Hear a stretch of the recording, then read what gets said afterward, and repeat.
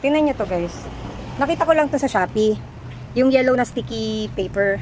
Na sabi nila, nagpe-prevent din ng mga, yun nga yung mga insect. Natuwa ako kasi, nung kakalagay, sabi ko kasi, nung una skeptical pa ako. Sabi ko, paano naman ito mape-prevent yung mga ano, talaga ba? Ay, pero ito meron. Paano mape-prevent yung ano? Sabi nila kasi na-attract daw sa color yellow yung mga peste nga sa halaman. Tapos didikit sila dyan. So, di sige, try lang. Wala namang mawawala. Sa mura lang naman siya. Pang 20 pesos yata, 10 pieces na parang ganun.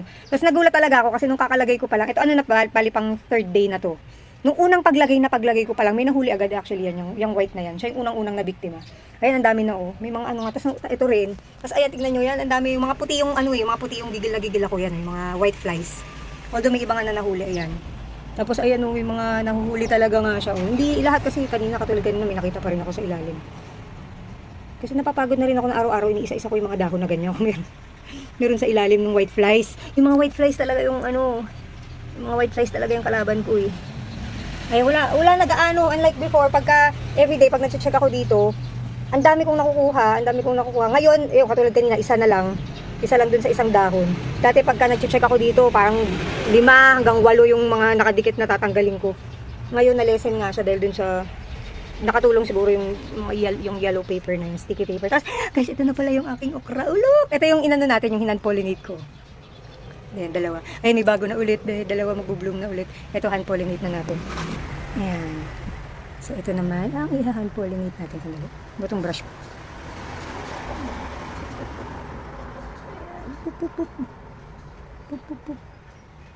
Okay na yun. Ito hindi pa nakabukas eh. Baka tomorrow pa to. Pero ito na yung hinan-pollinate natin oh. Ng mga nakaraang araw. Okra na siya. Tapos yung sili rin pala, hinan-pollinate ko. May isa akong sili na ito, yung sinabi ko sa inyo na ano, na ito yung isang taon ng sili ko na never namunga. O yun, ay nahulog yung flower. Ewan ko kung magiging bunga to. Kaya lang sobrang liit, sobrang baba. Ano lang ako, nagbaka sakali lang ako, hinan-pollinate ko siya kahapon. Pero hindi ko sure kung magbubunga yan. Kasi parang sobrang baba niya. Iniisip ko kung puputulin ko ba siya or hayaan ko lang. Yan o.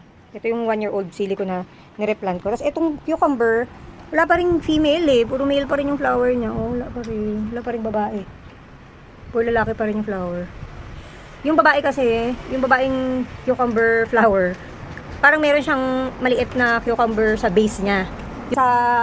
Sa ampalaya yata ganun din. Ito, male flower din to. Nahuhulog lang yung mga male flower eh. Ayan, male flower din.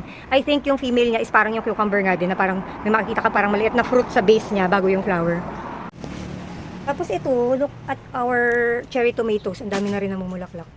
Tap, tap, tap, tap. So, yan, hand pollinate natin. Tap, tap lang. Tap, tap, tap, tap. Ang dami oh. Ito rin. Dito meron na rin. Dito medyo konti pa lang. Ganyan lang hand pollination ng kamatis. Tap-tap lang. Kasi sarado yung ano niya eh. Basta yun. Ito yung nauna na nating tinap-tap eh. Magbubunga na yan.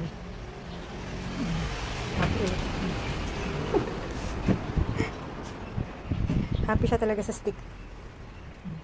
Yan ang favorite niyang laruan dito sa terrace. Yung mga stick. Mga twigs.